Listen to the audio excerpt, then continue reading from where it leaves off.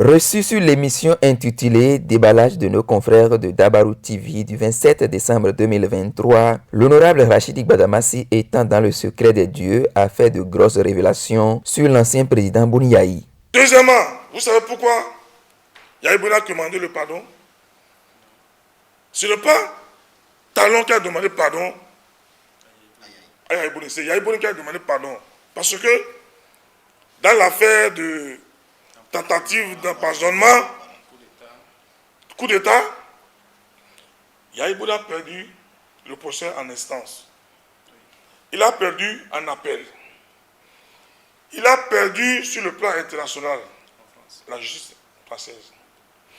Et il y a un pays européen qui a fait un sondage, je ne vais pas appeler le nom du pays, et c'est un sondage technique, et ce pays-là est spécialiste en matière de sondage sur les élections de 2016, en disant, le prochain président du Bénin s'appelle Patrice Talon. Yahya avait les résultats de ce sondage. Il savait que le prochain président du Bénin, c'était Patrice Talon. Quel sort Patrice Talon va le réserver s'il devient président, alors qu'il a déjà matraqué partout?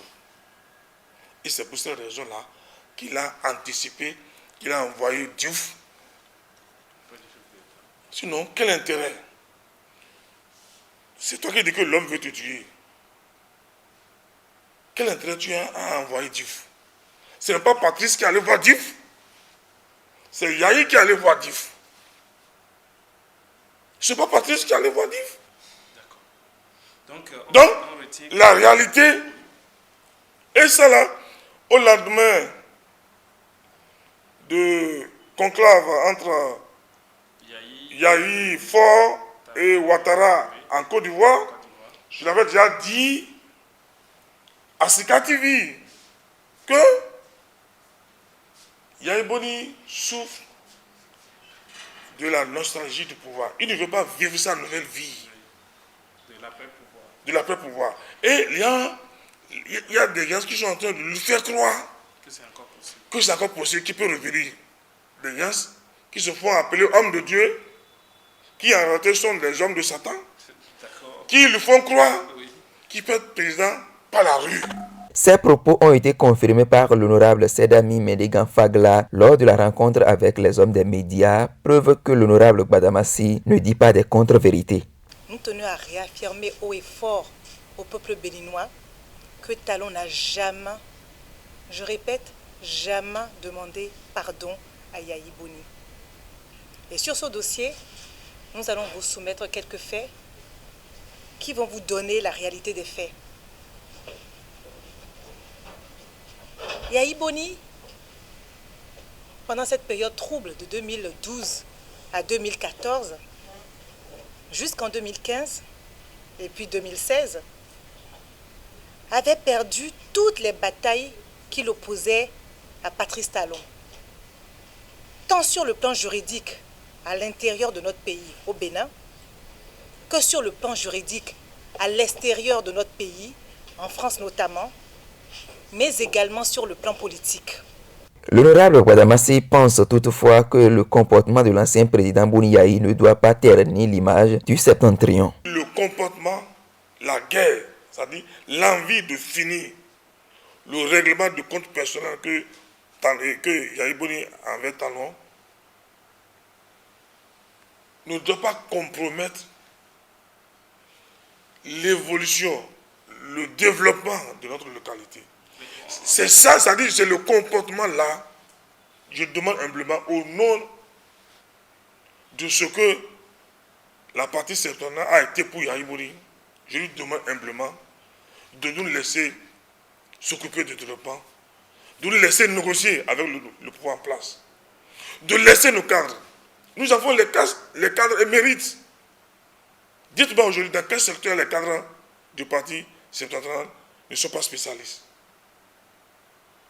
Mais le comportement de Yahya fait aujourd'hui que on pense que tout le Nord est contre le système. Et les autres là l'utilisent à fond contre nous.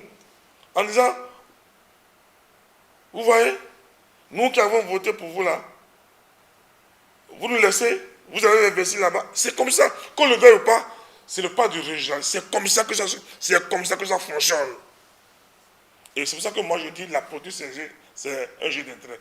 Où se trouve aujourd'hui l'intérêt de la population de Parakou, de la 8e, de la partie septentrionale? J'ai dit, c'est celui qui a la farine, qui a la pâte. Celui qui a aujourd'hui la farine et qui a la pâte, c'est le président de la République. Et c'est pour ça que je l'ai dit avant-hier que les démocrates font une méconnaissance totale entre le régime parlementaire et le régime présidentiel. Vous savez, ils se comportent comme si on était dans un système de régime parlementaire où c'est le régime parlementaire qui commande l'exécutif. Ça là aussi, ils ont besoin qu'on les enseigne les cours en sciences politiques. L'autre chose, le président Yahya Bouni a reconnu dans ce pays pour dire la démocratie béninoise est une démocratie Nescafé. Il a dit. Il dit la démocratie qui ne nourrit pas ses hommes, c'est pas la peine. Vous êtes journaliste d'investigation, le président a dit. Et c'est cette démocratie que le président Patrice Talon veut réformer et lui se pose aujourd'hui. Ce qu'il a diagnostiqué de mauvais, en son temps, en disant que la démocratie béninoise c'est une démocratie Nescafé qui ne nourrit pas les hommes, l'autre veut reparler aujourd'hui et refuse.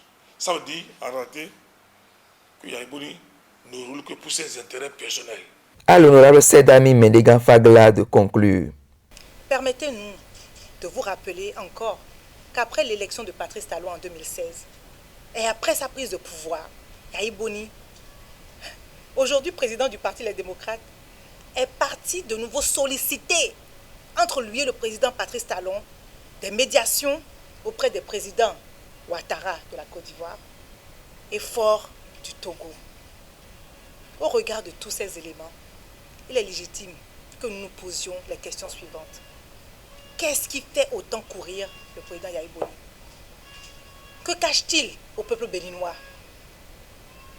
N'a-t-il pas dit lui-même que quand quelqu'un gagne des élections, il faut le laisser travailler? Nous lui demandons de suivre les traces de son prédécesseur à lui, le président Mathieu Kérékou, et de laisser le président Patrice Talon travailler pour le bien-être de nous autres concitoyens